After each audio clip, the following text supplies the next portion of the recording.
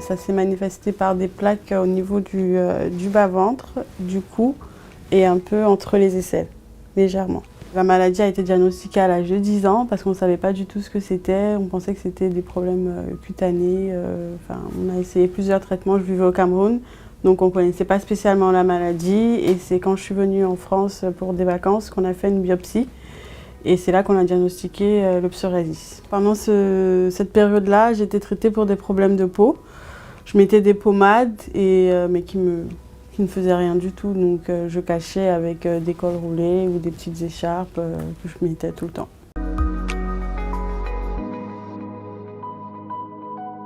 Le rhumatisme, lui, a été diagnostiqué bien longtemps après, Alors ça commence à l'âge de 16 ans.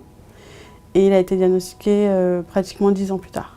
Parce que donc, du coup, j'avais mon psoriasis donc, aussi au cuir chevelu, aux ongles et cutané. Les douleurs articulaires, elles étaient présentes, mais on n'arrivait pas définitivement à diagnostiquer. On m'a diagnostiqué la maladie de Lyme, on m'a diagnostiqué la sarcoïdose, tout un mélange. Donc, je vous épargne le stress que ça génère après.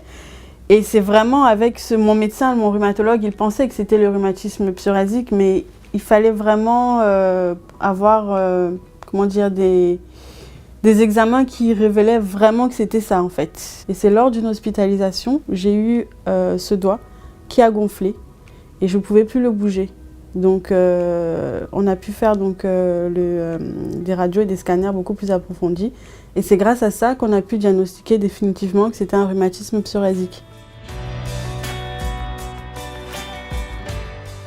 Les crises étaient essentiellement sur mes genoux. Du coup, vous avez l'impression en fait que vous êtes noué et vous avez besoin de déverrouiller en fait les os. Donc j'avais tout le temps envie de les craquer, de faire des mouvements de craquage parce que j'avais l'impression que c'est vraiment très noué. Mais c'est pas le cas en fait. Même quand je le faisais, c'était plus psychologique. En fait, ça me faisait du bien dans ma tête de le faire, mais ça me soulageait pas spécialement en fait. Et c'est des douleurs qui sont vraiment très fortes, qui réveillent. Vous êtes endormi, ça vous réveille directement. Et ce que moi je faisais, c'était, vous êtes en pleurs. Hein. Donc moi, après, ma famille a appris à connaître mes douleurs, donc c'était essaye de respirer, apprends à respirer pour pouvoir supporter un peu mieux la douleur. Aujourd'hui, je viens d'avoir un bébé, donc je suis restée pendant 9 mois sans traitement.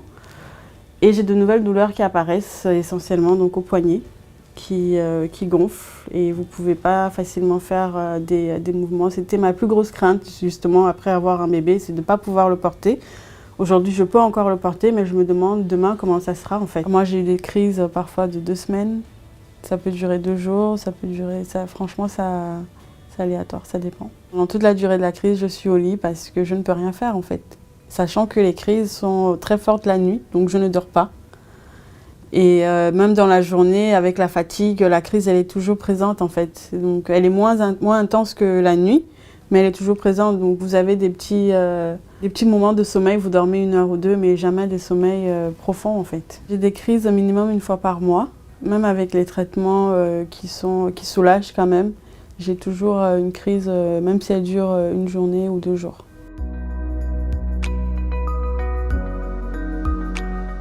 Je précise que j'ai pris beaucoup de traitements, donc chaque patient a un traitement complètement différent. Donc j'ai pris des biothérapies, de la cortisone, enfin beaucoup de traitements différents. Et là, celui que je prenais, c'était du Clipal, avec beaucoup de codéine, et je prenais un antidépresseur. Donc pas parce que je faisais une dépression, mais le stress est très présent chez les malades. Et donc du coup, pour garder le moral, on a généralement un antidépresseur qu'on prend. J'ai eu par exemple une biothérapie, c'était des injections qu'il fallait faire 1 fois par semaine. C'est un peu douloureux, c'est un peu effrayant même de se piquer soi-même parce qu'on apprend donc à faire des piqûres soi-même. Et donc j'ai arrêté la biothérapie parce que ça ne fonctionnait pas. Et les autres traitements que je prends, ils ne sont pas très lourds. Alors au début, quand je l'ai commencé, le traitement que je prenais avant ma grossesse, il était un peu lourd parce qu'il avait beaucoup d'effets secondaires, à savoir des vertiges, mais le plus lourd, c'était les hallucinations. Donc vous vous réveillez en plein milieu de la nuit et vous voyez quelqu'un, vous voyez la pièce bouger, des hallucinations. Et ça, c'était vraiment difficile. J'ai débuté le traitement avec 25 mg et je devais le terminer à 60. J'ai pas pu. Mon organisme n'a pas du tout supporté, donc on est redescendu à 25. Donc jusqu'aujourd'hui, je suis à 25 avec l'antidépresseur.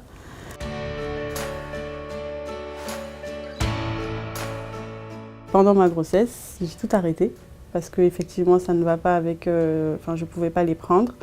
Et j'ai recommencé, après ma grossesse, j'ai allaité que pendant une semaine pour pouvoir rapidement recommencer mon traitement afin de ne pas attendre à avoir une crise pour commencer le traitement parce que comment je ferais avec mon bébé sinon. Alors pendant ma grossesse, j'avais beaucoup de crises. Et c'était un peu difficile parce que mon rhumatologue, lui, il a été catégorique, pas de traitement du tout. Et ma gynéco, elle me disait, vous pouvez prendre le traitement. Donc, qui écoutait parmi les deux? La gynécologue, elle connaît quand même les bébés, elle sait comment ça se passe. Le rhumato, il connaît très bien les traitements, donc il sait si on peut prendre, si ça peut avoir des effets ou non sur le bébé. Du coup, au début de la grossesse, j'ai essayé de prendre le Clipal. Je le prenais à dose très faible, mais après j'ai arrêté. Au bout de 3 mois, j'ai complètement arrêté. Et là, c'est là que les douleurs étaient vraiment très intenses et je ne pouvais rien faire. C'était un choix. Je savais pertinemment que ça allait être difficile pendant ma grossesse et je supportais.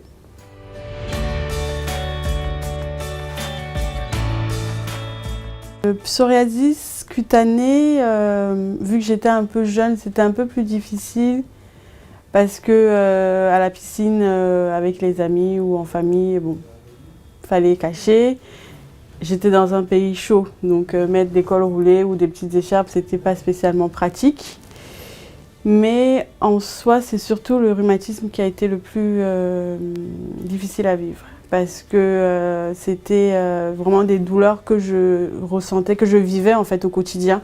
Parce que la peau, on peut cacher, les personnes extérieures, là, si je vous dis pas que j'ai un problème de peau, vous le voyez pas spécialement. Le rhumatisme non plus, mais la douleur, on la ressent plus profondément en fait. Et c'était au quotidien, donc j'avais beaucoup d'absences en cours, beaucoup d'absences sur mon lieu de travail. Et parfois, comme les gens ne connaissent pas la maladie et qu'on ne la voit pas, on avait l'impression que je faisais semblant, que je ne voulais pas juste aller en cours, ou que je ne voulais pas aller travailler, que j'inventais mes douleurs, en fait, une maladie.